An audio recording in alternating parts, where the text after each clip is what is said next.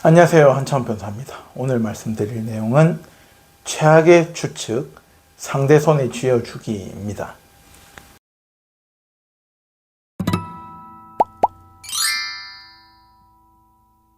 일단은 추측이잖아요. 오늘 주제가 추측이잖아요. 추측은 법률과 변호사, 판사 관점에서는 가장 경계해야 될 것이에요.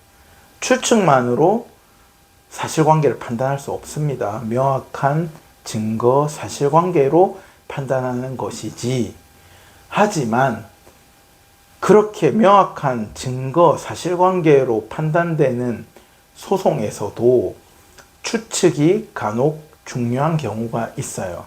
그래서 오늘 말씀드릴 내용은 그러한 부분에 대한 것이고, 다만 하나의 소송의 기술이지만 추측을 이용하는 기술이니까 소송에서 주 기술은 될 수는 없겠죠.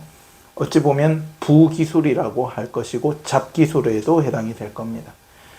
잡기술, 부기술만으로는 소송의 승패를 가릴 수는 없지만 본기술들이 막 결합되어 있는 프로들끼리의 그런 제대로 된 공방에서는 이러한 잡기술, 부기술이 유용하게 쓰이는 경우도 있다. 또 중요한 경우도 있을 수가 있다는 겁니다. 자, 이혼 사건에서 사례는 이렇습니다. 첫 번째, 이제 A와 B가 부부일 거 아니에요. A와 B가 부부인데 투자를 합니다. 투자.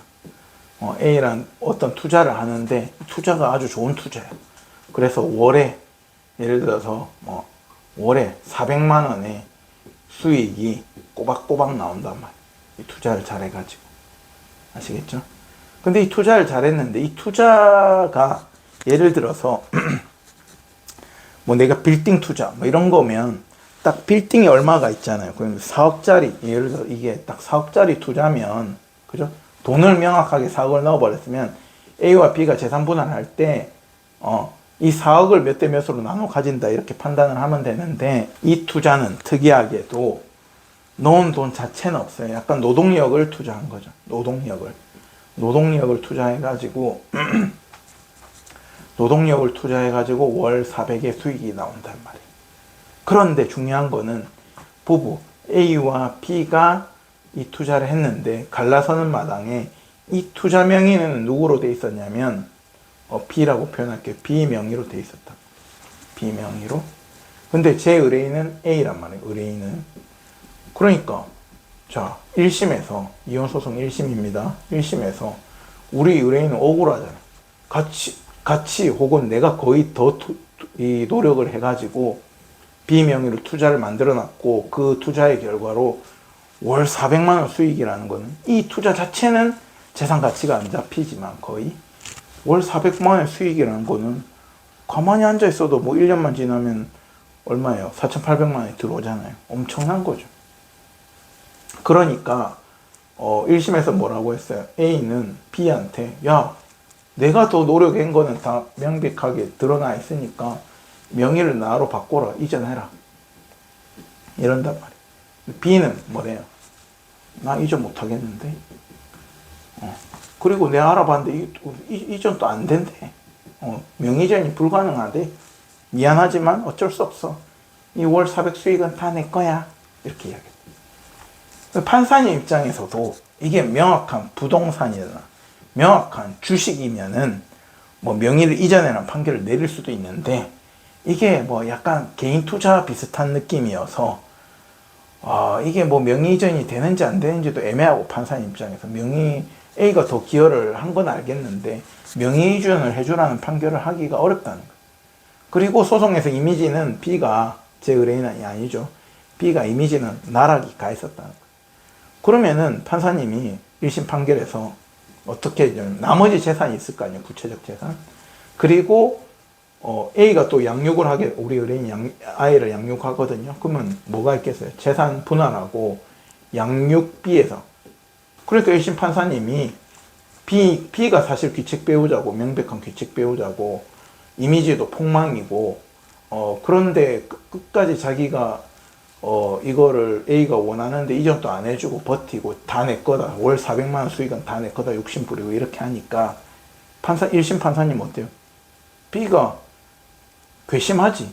그러니까 1심 판결에서 귀책 배우자 B 너야 너 위자료도 주고 위자료도 팍 판단해버리고 재산 분할 또 그래 이건 못 넘기겠다. 오케이. 나머지 재산에서 A한테 유리하게 판단해버리고 양육비도 판단해버리고. 그러니까 잘 보세요. 1심 소송 중에는 A는 이걸 너무 월 400만 원 수익이 나는 거를 넘겨받고 싶었어. 근데 막상 1심 판결문을 받아봤더니 나한테 너무 유리하게 다 돼 있어. 비록 이 투자를 받아오지는 못했지만, 그잖아요. 받아오지 못했지만 1심 판결에서 우리 의뢰인 다 유리하게 이겼다. 그 우리 의뢰인은 항소를 하고 싶겠어요? 이제 투자를 받고 싶은 생각도 없고 이거대로 끝내고 싶지. 우리 의뢰인 잘 끝났어. 잘 됐어. 이렇게 생각했단 말이야. 그런데 B는 어때요? B는 욕심 부렸지. 자기가 이미지가 폭망 나갔는지도 모르고 이거 안 주면은 어차피 이거 분할 대상에도 잘 들어가기도 어려우니까 이 400 수익이 다 내 거라 생각했는데 재산 분할이고 위자료고 양육비고 다 폭망해버리니까 계산해보니까 이거 뭐 안 받고 400 안 받고 그냥 다른 걸 제대로 판결 받는 게 더 나았겠다는 싶은 생각은 B 입장에서 들었겠죠. 그러니까 A는 항소를 안 했는데 B는 상대방은 항소를 했단 말이에요. 그러면 자 2심에서 넘어오죠. 2심. 1심 끝났고요. 2심 넘어왔습니다. 2심 넘어왔는데 항소에서는 뭐라고 이야기를 하느냐. 항소에서는 이 투자를 나 이제 안 갖고 싶고 너 가져가라. A 너 소송 1심에서 가져가겠다 했잖아. 가져놓고 나머지 다 제자리로 돌려놔. 이런 식으로 주장했다. 그러면 제가 이제 A 1심 이겼으니까 2심도 제가 대리했겠죠. A의 변호사로서 당연히 뭐 필요 없는 거죠. 논점 다 끝났고 투자가 어차피 비명이었고 자기가 자기 거라고 했고 여태까지 자기가 자기 입으로 그 다음에 명의이전도 안 되는 투자처라고 자기가 자기 입으로 이야기해놓고 이제하고 넘기겠다 하니까 짜증이 나죠. 우리 입장에서는. 그죠? 그리고 뭐 이대로 그냥 판결 1심대로 해서 종결을 원하고 싶죠. 자, 그런데 이제 이렇게 그러면 상대방이 왜 투자처를 나 안 가질 거니까 너 가져가라 주장하는지는 우리가 100% 상대방 머릿속을 열어가지고 알 수가 있어요, 없어요? 그건 모르죠. 모릅니다. 하지만은 우리는 의뢰인의 의사는 분명히 이 투자처를 더 이상 안 받고 싶잖아요. 그러면은 우리 입장에서는 말도 안 되는 추측이 아니고 그럴듯한 최악의 추측을 던져버리는 거예요. 던져버리면 상대방은 그 추측이 사실이 아님을 자기가 반론해야 되죠. 오히려 내가 그걸 덮어놨으니까. 근데 내가 던져놓은 추측을 반론하기도 어렵거든. 그게 사실이 아니라는 걸 반론하기가 굉장히 어려운 거고. 그렇기 때문에 더 이상 투자처를 가져가라 말아라는 쟁점을 2심에서 쟁점화 시키지 않고 싶다는 게 저의 의도인 거예요. 우리 A의 의도인 거예요. 그래서 제가 어떤 식으로 추측을 던졌냐. 그럴듯하게. 자, 투자 수익이 이 투자처라는 건 사적 투자라고 했죠. 그러면 제가 B예요. B인데 월 400만 원짜리 투자처인데 이것을 명의를 바꿔가지고 하나 계정을 더 만들어가지고 수익을 쪼갤 수도 있거든요. 쪼갤 수 있을 거 아니에요. 어차피 이게 뭐 대단한 공적인 투자처가 아니기 때문에 그 투자하는 곳만 협의만 돼버리면 그럼 원래는 400만 원 수익이 나오는 곳을 두 군데로 쪼개버렸어. 그래서 차명 계좌를 하나 파가지고 그쪽에서 월 200을 받아버리고 B는 여전히 월 400 받던 수익을 200으로 받게끔 만든 다음에, 그죠? 가져가라. 너 가져가라. 200짜리 가져가라. 반동가리 가져가라. 이렇게 할 수도 있고, 더주를 세 구자로 쪼개면 더주를 들 수도 있겠죠. 이렇게 쪼개가지고 너 가져가라, 이렇게 할 수 있단 말이에요. 그리고 월 400의 수익이 이 B의 생각에는 된 양육비에 감안됐다고 생각하니까 자기는 어때요?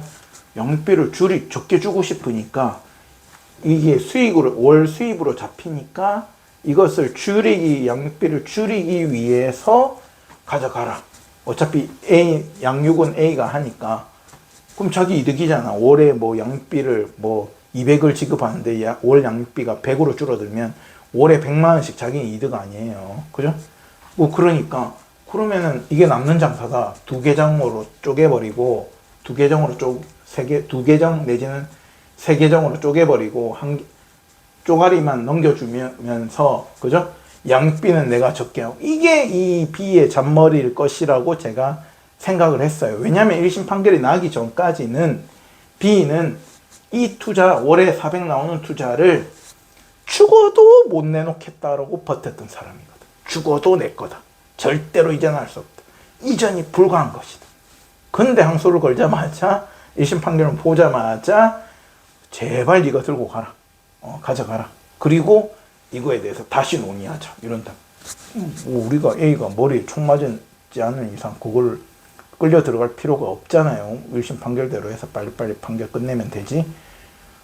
그리고 B는 말 다 바꿨잖아요. 거짓말로. 그리고 아까 제가 말했죠. B의 이미지는 원래 1심 때부터 폭망이었다. 근데 여전히 이미지 개선할 생각 안 하고 폭망. 2심 때도 여전히 엉망으로 자기 이미지 생각도 안 하고 들어오더라.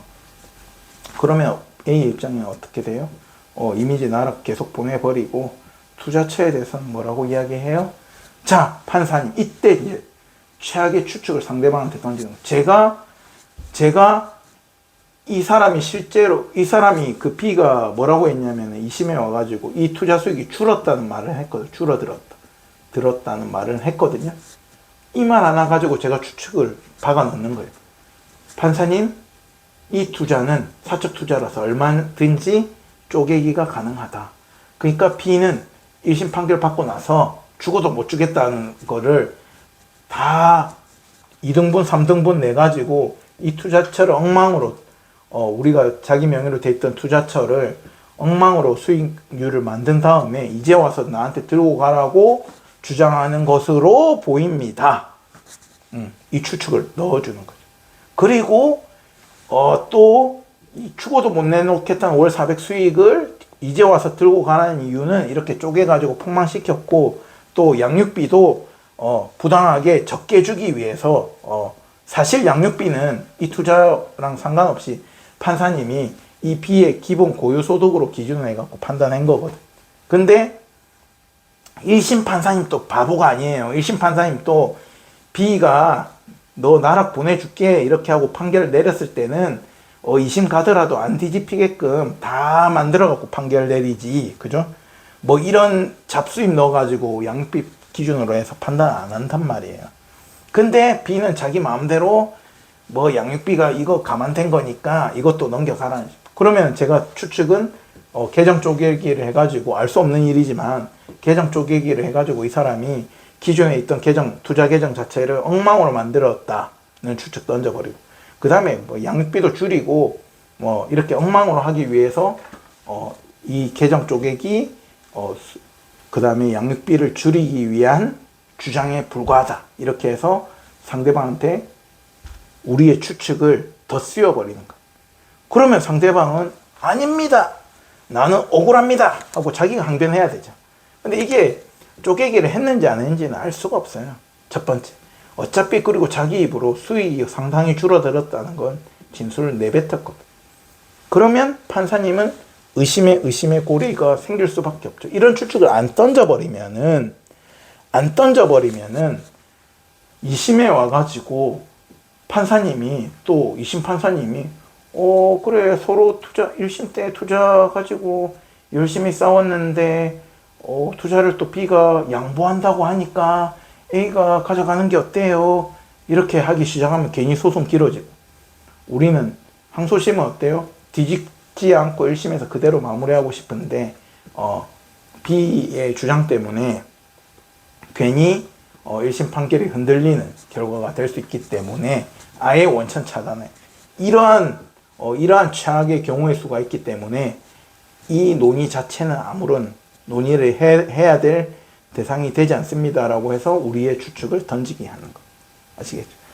지금 사례는 하나지만 소송에서 이제 서로 공방을 오갈 때는 이렇게 상대방한테 추측을, 우리의 최악의 시나리오의 추측을 상대방한테 더 씌워가지고 상대방의 그것을 벗어나게, 자기가 항변하게끔 만들어버리면은 소송이 이상한 논쟁, 우리한테 불리한 논쟁으로 끌려가는 일을 원천 차단할 수가 있다는 겁니다. 오늘은 최악의 추측 쥐어주기에 대해서 말씀드렸습니다. 감사합니다.